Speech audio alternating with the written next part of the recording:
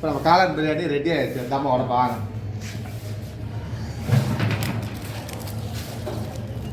இப்படி பலன்னு இருக்குங்களே. காளான் நல்லா நம்ம 1 கிலோ இப்படி ஒன்று போடலாம். காளான் பிரியாணி வேறு லெவலாக இருக்கு.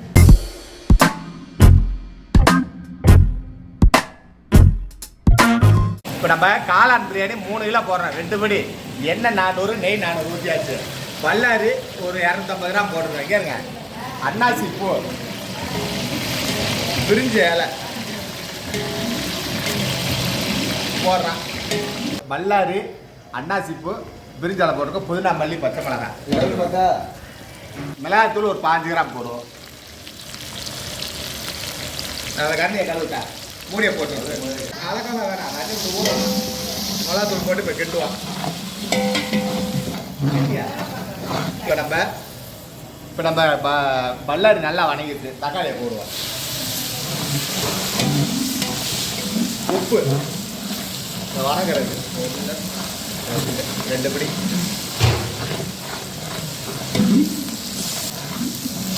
இஞ்சி, பூண்டு, பட்டை, கிராம், ஏலக்காய், வெங்காயம், முந்திரி. ஆமாம், வெங்காயம், முந்திரி நல்லா சொன்னீங்க. மறந்துட்டு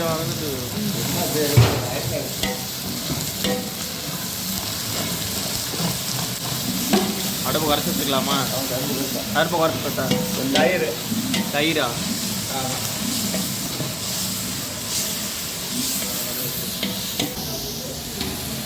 காளான்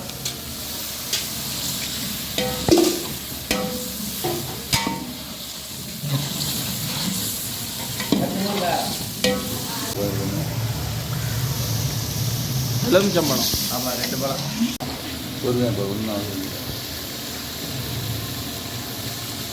காளான் வெந்துருச்சு. இப்போ நம்ம காளான் வெந்துருச்சு. இப்போ உலகி தண்ணி ஊற்றிக்கலாம். 1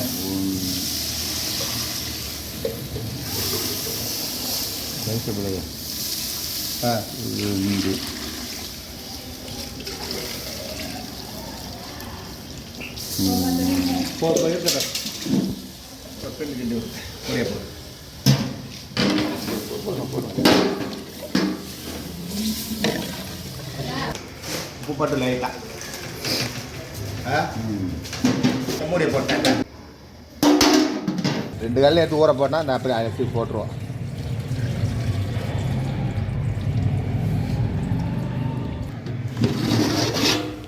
சாத்தியை போடுங்க.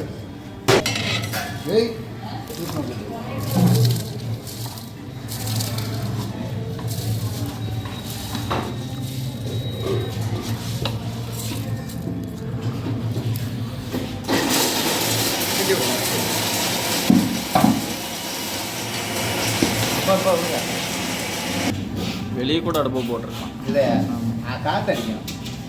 அதனால் நம்ம உள்ளே போட்டு அனல் தப்பு போடுறோம். அப்படியே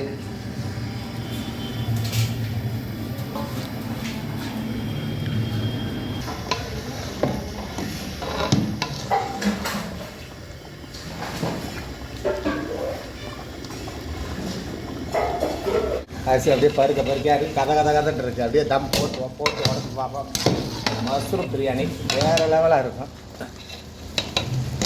நம்ம பிரியாணி எப்படி தாளிக்கிறோம் அதே பிறகு 2 ஜாமான் எக்ஸ்ட்ரா போட்டிருக்கோம். அவ்வளோதான். இலை போட்டு தம் போடுறோம்.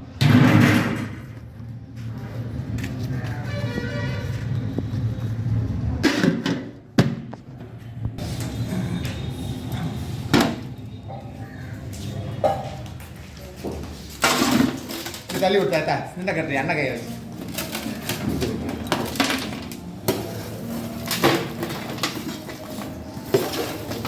மெதுவா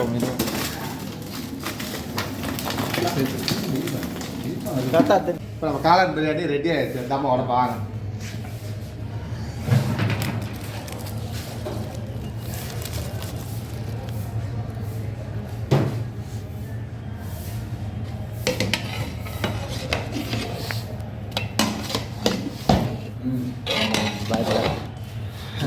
அப்படித்தான்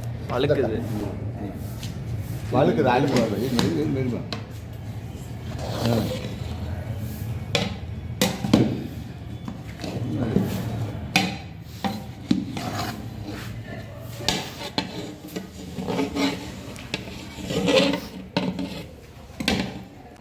அப்படியே பல இருக்குங்களே.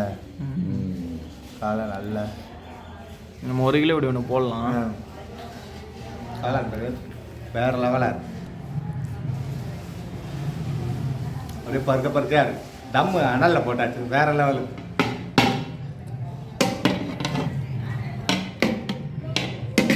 பாருங்க பல அப்படியே